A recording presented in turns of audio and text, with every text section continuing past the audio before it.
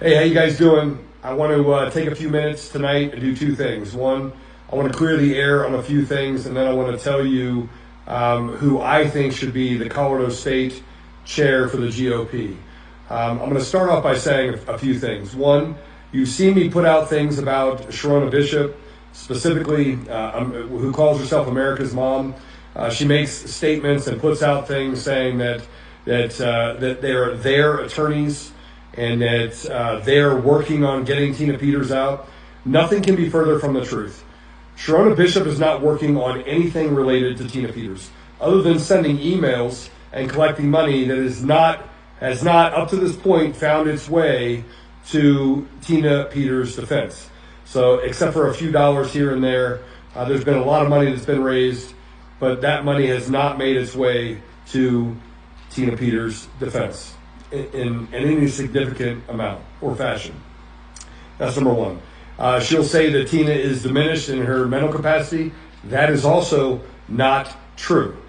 Number three, Tina Peters cannot stand Sharona Bishop. Had it not been for Sharona Bishop, the hairdresser, getting involved in and bringing in a federal CI, a confidential informant, a Fed, and then creating some sort of weird deal where we take the ID from one person, hand it to another. As a system architect and a guy that's involved in tech, anybody could have made that image. Anyone with a half a bit of knowledge. It was not necessary to bring in someone that was a confidential informant. And so the whole thing that was created is what put Tina in the place that she's in right now. Now, with that said, I want to say that anyone that is doing work to help Tina Peters get out of jail is great. What I want to caution people on is anyone taking credit for getting Tina Peters out of jail. Because there are a lot of people, including yourself, if you're listening and you're doing things like making phone calls to the state actors, the Polises of the world, the Phil Weisers of the world. There's a lot of people doing a lot of things in order to put a lot of pressure on really bad people.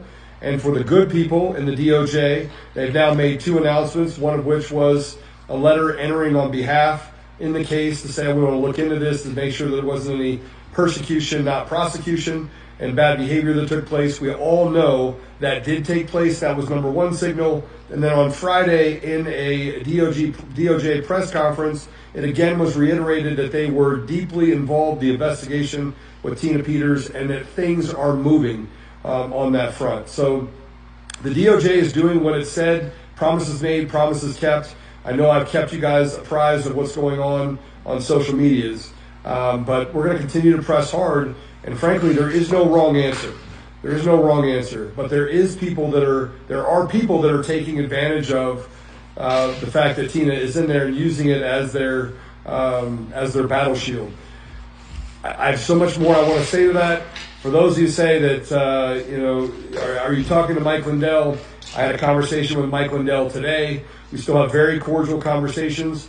We have a difference of opinion. I believe that the guy's been walked off a cliff by people like Dennis Montgomery, Conan Hayes, Sharona Bishop. I could name a bunch of people that have literally grifted and taken from that man. But one of the people that hasn't taken from them is me, at all. And but I will say this: I've had conversations with him. He is course correcting and doing things to make sure that monies that are raised on Tina's behalf do actually get to the legal defense. I do want to give a shout out to Patrick Byrne and the Americans Project because they are the ones that have carried the weight of the financial burdens for Tina since 2022.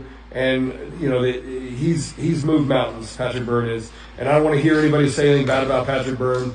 I'm over it, right? I don't see a whole lot of people lifting up and doing the things that he's done, not just on this, but around the country. So, lay that sword down because I don't want to hear it.